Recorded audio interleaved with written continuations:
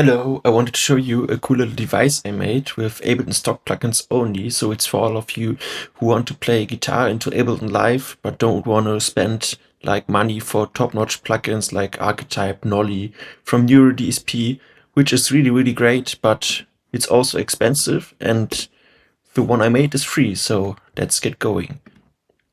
Yeah, so when you first encounter Ableton Live and want to play guitar, you may be like going to load the stock amp with the stock cabinet section and start playing, and it sounds like this.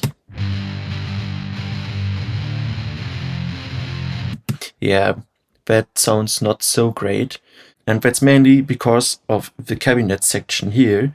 The cabinet section usually is an impulse response loader, and it treats your whole signal with an imprint of something. And the imprint can be like a microphone or a speaker or a room, really just anything.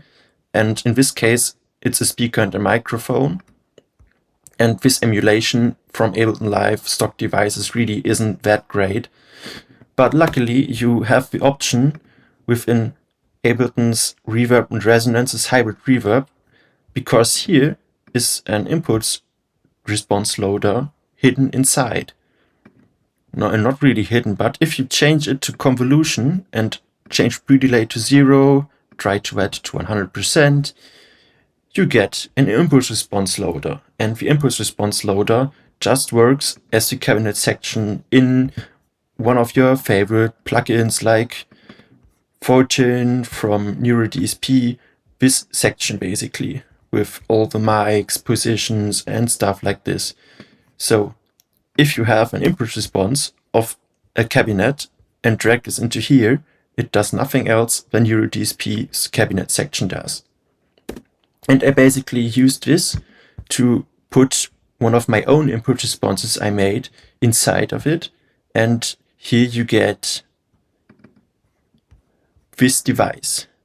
This is stock aggressive guitar tones. You can just download it from the description. It's free. Yeah, try it out yourself and see what you think. Tell me what you think. Let's have a listen.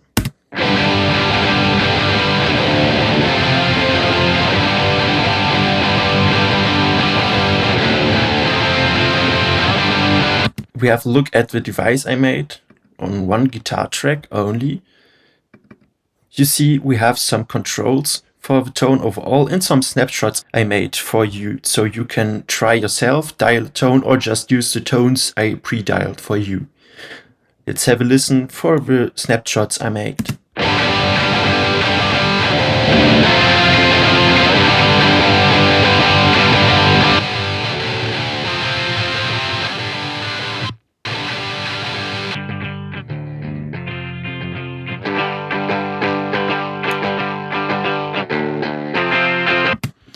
Alright, so how did I do this? And let's open up to see inside.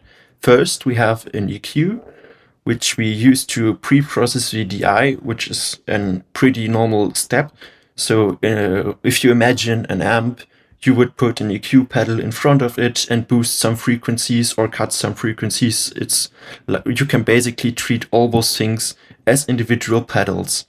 So for this EQ, we have the blue knobs here. First, we have a high cut, we have a presence knob, and we have a resonance knob, which is basically just some low end. Then we have the tube screamer.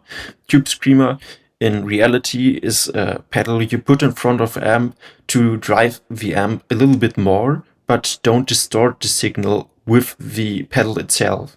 So the tube screamer adds some volume, some EQ, a little bit of distortion, but nothing more than that. Then we have the overdrive, which is just like a pedal normal overdrive. And at last, before in front of the amp, we have distortion. And the distortion just distorts the signal some more. We can have a look. Here we have our overdrive and our tube screamer, then we have our distortion effect, and finally our amp.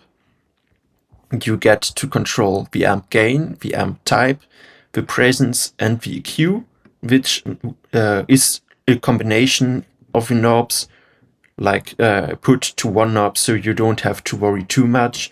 Usually I find that you just need to dial this a little bit. Usually sounds best somewhere around noon. And last, for the pink knobs, we have our input responses. And for this, I loaded two, so you have the option.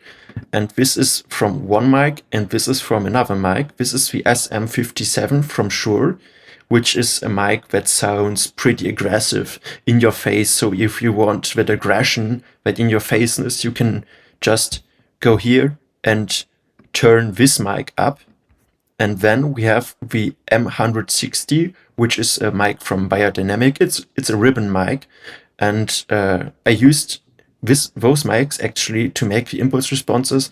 And this mic gives a little bit of weight and body. So if you want the signal to be warm, to be like really fat and sitting in the mix quite nicely, you can dial up this mic. So just let's have a listen and play with those knobs a bit.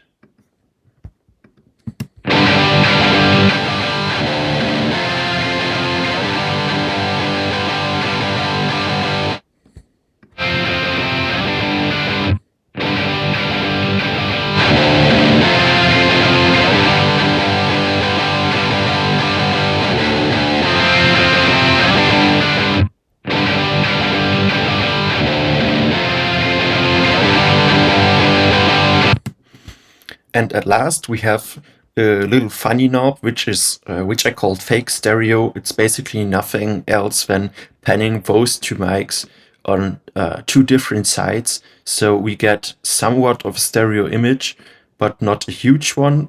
So if we turn this up, this basically only works if we have both mics active. We get one mic pan to the left and one mic pan to the right.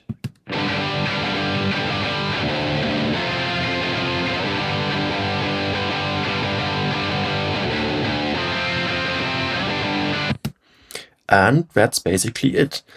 Just download the device, tell me what you think, what you did with it, and see you.